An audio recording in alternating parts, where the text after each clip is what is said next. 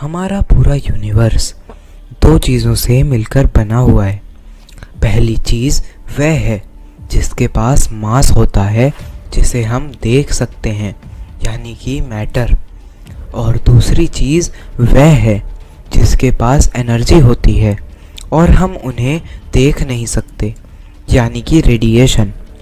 तो हमारा पूरा यूनिवर्स इन्हीं दो चीज़ों से मिलकर बना हुआ है, मैटर और रेडिएशन।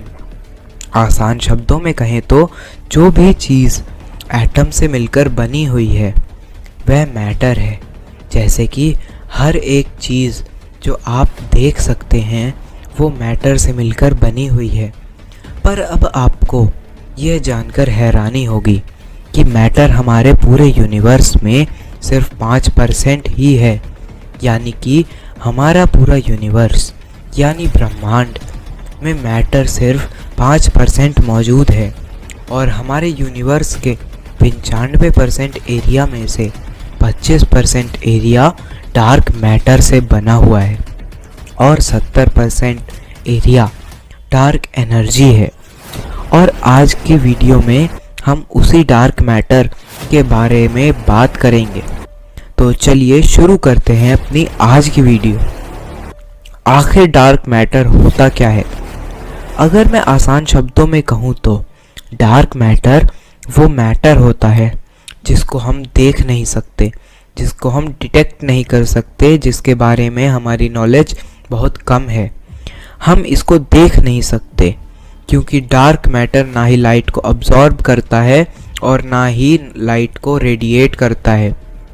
और साथ ही साथ डार्क मैटर हमारे पूरे इलेक्ट्रोमैग्नेटिक स्पेक्ट्रम में किसी के साथ भी इंटरैक्ट नहीं करता, इसीलिए इसका पता लगाना मुश्किल है।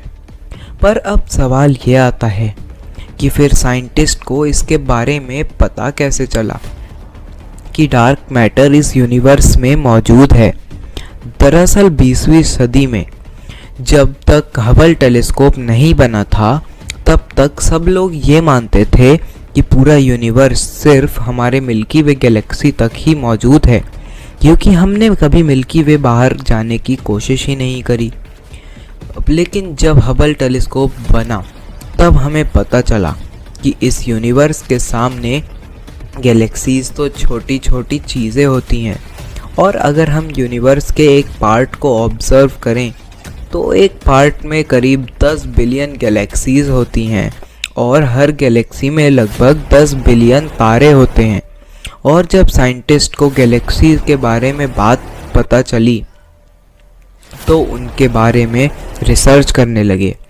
अब साइंटिस्ट ने ये बात नोटिस करी कि जो भी प्लैनेट सूरज के करीब होता है उसकी रोटेशन स्पीड इतनी ज़्यादा क्यों होती है, और जो प्लैनेट जैसे प्लूटो जो कि सूरज से इतनी दूर हैं उनकी रोटेशन स्पीड इतनी कम क्यों है। यानी कि rotational speed force of gravity के प्रोपोर्शनल है और फोर्स ऑफ ग्रेविटी मास के प्रोपोर्शनल है। यानी कि हम ये कह सकते हैं कि जितना ज़्यादा मास होगा उतनी ज़्यादा रोटेशनल स्पीड होगी, या फिर जितनी ज़्यादा रोटेशनल स्पीड होगी उतना ज़्यादा मास होगा। अब साइंटिस्ट ने जब ये हबल टेलीस्कोप से बाकी की गैलेक्सीज़ को देखा तो ये सब में एक बात कॉमन थी कि गैलेक्टिक सेंटर यानी किसी भी गैलेक्सी का सेंटर, तो जितने भी स्टार्स उस गैलेक्सी में होते हैं वो उस गैलेक्टिक सेंटर को ऑर्बिट करते हैं। और हर गैलेक्टिक सेंटर में मास बहुत ज़्यादा होता है और ग्रेविटी भी उतनी ही ज़्यादा होती है, जिसके कारण सारे स्टार्स इस गैलेक्टिक सेंटर को ऑर्बिट करते हैं। और जितनी तेज़ कोई गैलेक्सी चक्कर लगाएगी यानी रिवॉल्व करेगी उतना ही ज़्यादा उसमें मास होगा। साइंटिस्ट की कैलकुलेशन यही कहती है।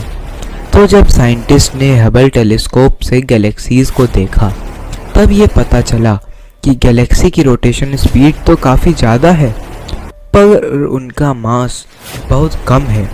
और अगर हम कैलकुलेट करें तो कैलकुलेशन के हिसाब से हमारे पास मास लगभग 200 गुना कम आया। तो आखिर बचा हुआ मास गया कहाँ? और इस बात ने साइंटिस्ट को हैरान करके रख दिया। और साइंटिस्ट ने सोचा कि या तो उनकी ये बेसिक इक्वेशन स्पेस में काम नहीं करती या फिर वो गलत है। तो चलिए आज की इस वाली वीडियो में बस इतना ही। अब हम मिलते हैं अपनी अगली वीडियो में।